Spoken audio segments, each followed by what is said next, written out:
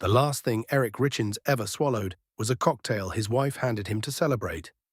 The medical examiner would find it carried roughly 5 times the fentanyl it takes to kill a grown man. A year later, his widow published a children's book about grieving a father and read it aloud on live television. She was the reason that father was gone. This is the case of Kouri Richins, a house flipper, a mother of 3, and, the jury found, the woman who slipped a lethal dose of fentanyl into her husband's drink, stood to collect on his life insurance, and then wrote and sold a book about grieving the man she had killed. It is a story about a performance that lasted a year, and the quiet record that finally broke it. Eric Richins was 39. In the mountains above Park City, Utah, he built things that last. A stonemason, a partner in a successful business, a father to 3 boys. His wife, Kouri, built a different kind of business. She flipped houses. And by the start of 2022, prosecutors said that business was drowning. She owed lenders more than $1.8 million. But there was a way out, on paper. Prosecutors told the jury that Kouri had taken out life insurance on Eric, policies worth roughly $2 million, and had forged his signature to do it. They said she wanted the debt gone, and a new life, with another man.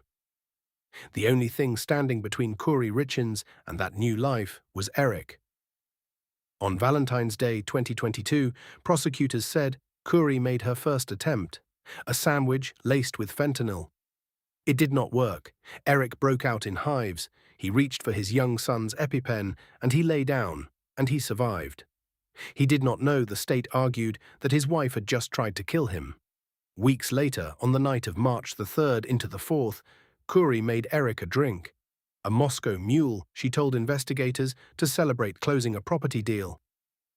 At 21 minutes past 3 in the morning, she called 911. By just before 5, Eric Richins was dead. The medical examiner found fentanyl in his blood at roughly 5 times a lethal dose, swallowed. His death was ruled an overdose.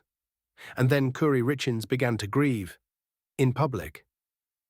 About a year after Eric died, she self-published a children's book about a child losing a father. Are You With Me? She said she had written it with her boys to help them heal, and she took it everywhere, to bookstores, to social media, and to that morning television couch, where she described her husband's death only vaguely and never gave the true cause. Weeks after that appearance, an anonymous email reached the station.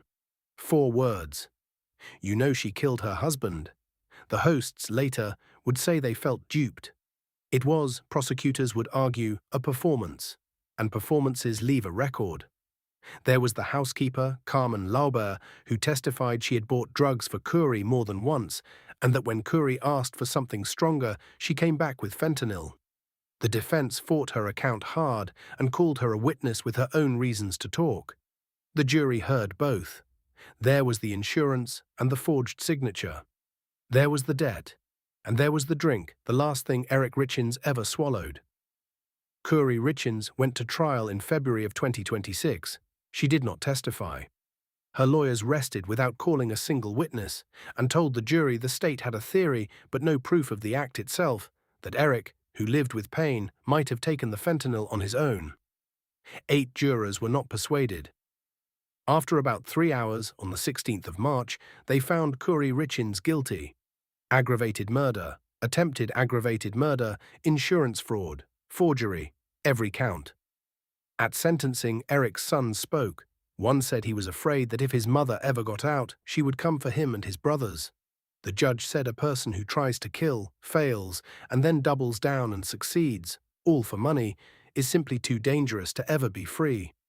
On what would have been Eric's 44th birthday, Kouri Richins was sentenced to life in prison without the possibility of parole. She told her sons she was coming home. Not today, she said, not this year. She has appealed. A court will review whether her trial was run correctly. It will not unwrite the book.